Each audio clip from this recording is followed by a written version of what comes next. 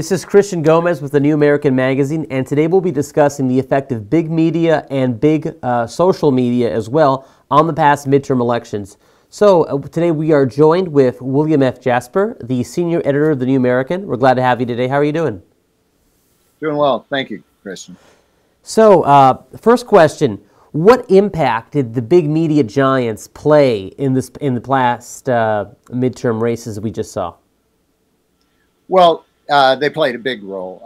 Basically, if you boil it down, the major media, ABC, NBC, CBS, PBS, all of the big broadcast media, it's no secret for the last couple of years, they've been super anti-Donald Trump. And so they've been anti-GOP, anti-Republican, anti-conservative.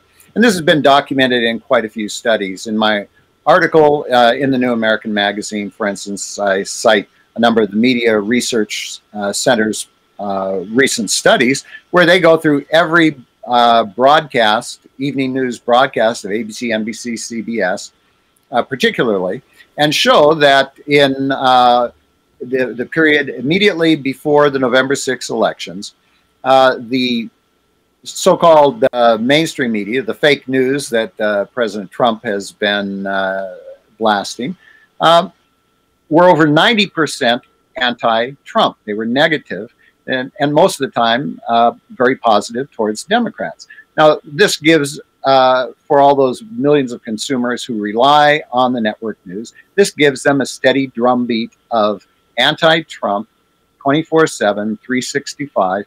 That's the way it's been going for the last couple of years. Free advertising.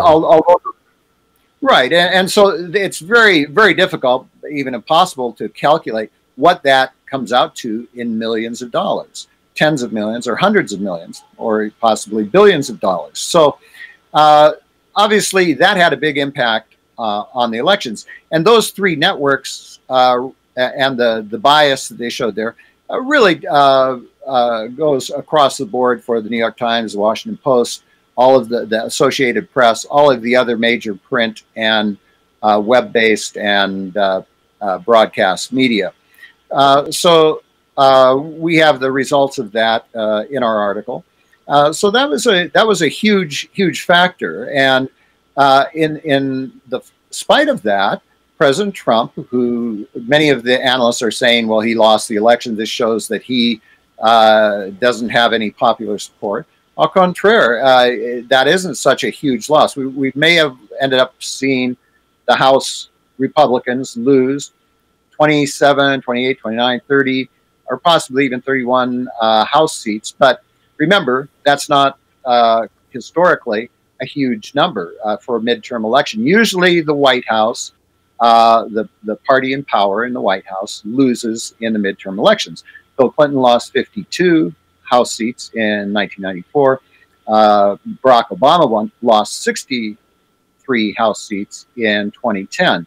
And that's kind of the way it has gone. So President Trump was less than half of that in terms of losses, or around half of that. And in some cases, Trump actually gained some seats in the Senate, and that's even more rare, historically speaking.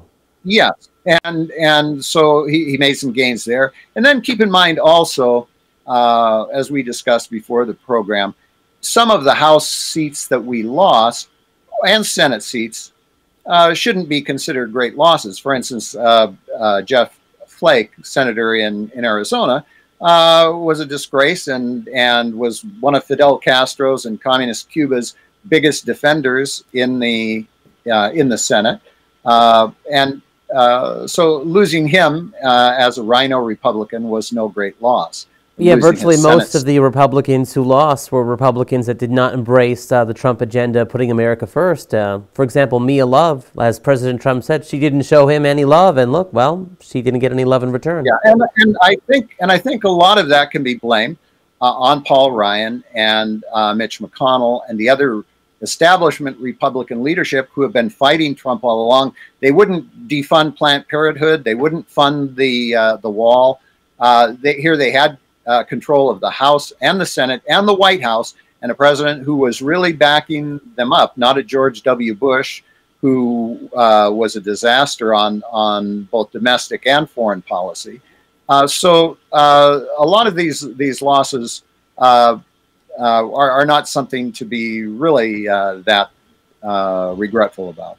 Now, considering you bring up under Paul Ryan the funding for Planned Parenthood. Now, considering how just a few months ago the Republicans actually under Paul Ryan passed a massive omnibus that included a lot of these liberal goodies, should we expect to see anything change in the House now that the Democrats have gotten a few more seats, or are we just going to get kind of the same that we've gotten under the Republicans, just under a more honest Democratic face? Right. It's going to be very difficult to move any of the major things that are important to us, particularly whether it's the EPA or global warming or cutting the federal spending, Obamacare, any of those things. It's going to be very hard to move the needle on those because we blew it basically. Ryan and we allowed Ryan and McConnell and the other never Trump Republicans in the House and the Senate to squander 2 years that they could have been using to undo all of the terrible things that Obama and, to be fair, George W. Bush put in over the last decade. So this was a rare opportunity that the globalists and their folks in both the Democrat and Republican Party really sold out the American people on. And in this particular case, in the current elections, it wasn't just the major media, but the alternative media, so-called, the big internet social media giants. I wanted to ask you about that. So we know about the role that the big media played. Obviously, the big broadcast networks, like you mentioned, were in favor of the Democrats more so than the Republicans in their coverage, constantly reporting anti-Trump news 24/7 nonstop. But what about the role of the big social media giants like Facebook and Twitter? Did they play a significant role in this election? And if so, what was that role, and which party benefited from their interplay? Well, Facebook and Twitter are the two big giants in the social media field. And of course, their execs are hardcore, over-the-top, pro-Democrat, left-wing Democrat. The top executives, both of them have poured tons of money into Democrat coffers. I mean, that's very open. We've written about that. Twitter executives and employees gave over 9 times as much money to Democrat candidates as to Republicans, and whatever. So we can trust them to be unbiased, right? Right, and so that's one area where they've helped. The other thing they've done is, since they control so much of the social media and the reach of the social media, is they've been using their position, contrary to what Mark Zuckerberg said in his Senate testimony. He admitted that Silicon Valley, where he is extremely left-leaning. But then he said, we don't really do any exhibit any bias at Facebook. The facts show otherwise. They've deplatformed hundreds of organizations and websites, including InfoWars, Alex Jones, whatnot, who are obviously big Trump supporters, whether you agree with them or not. But most of the people that they've deplatformed, like Diamonds and Silk, the two black ladies that have been very strong Trump supporters, they deplatformed them, took them off. They had millions of viewers. So they are very definitely using their platforms to push the leftward agenda and the leftward Democrat agenda, and to hurt Republicans. Google also has been shown through their using in their algorithms to shadow ban or to censor conservative news sites. So we've faced that at the New American, and so have most conservative news sites.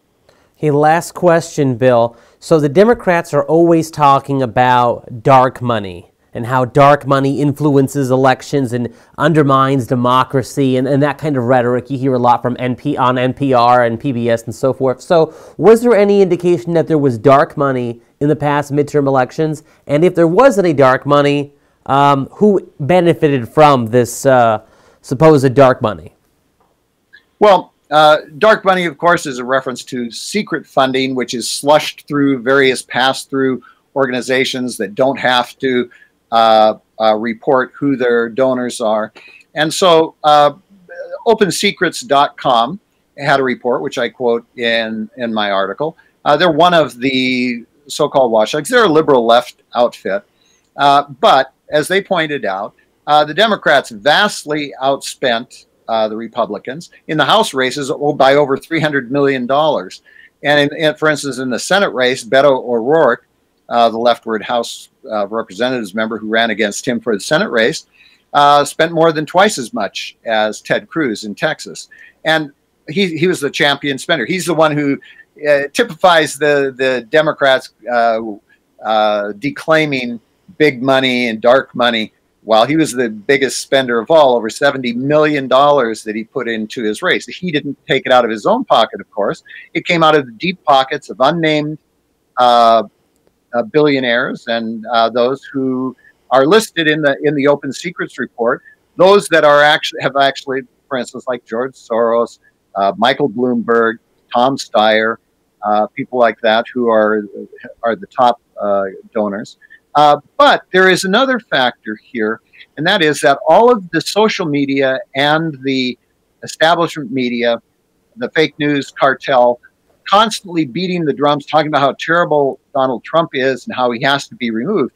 That has also played into this, causing millions of small donors to send in tons of money to these new folk heroes like Beto O'Rourke and Alexandria Ocasio-Cortez. And so the media helps in that way as well by really ramping up the rhetoric and the enthusiasm of the left to get them out and vote and to get them out and contribute. So all of that played into the midterm elections.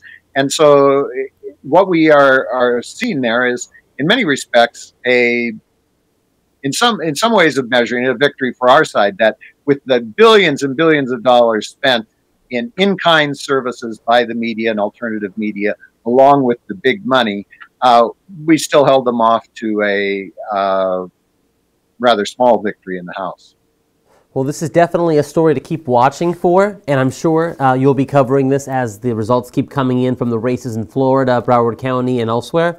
So thank you for joining us today, Bill. And if you want to follow this story, go to thenewamerican.com, where we will have more coverage on this as it develops. Thank you and good night.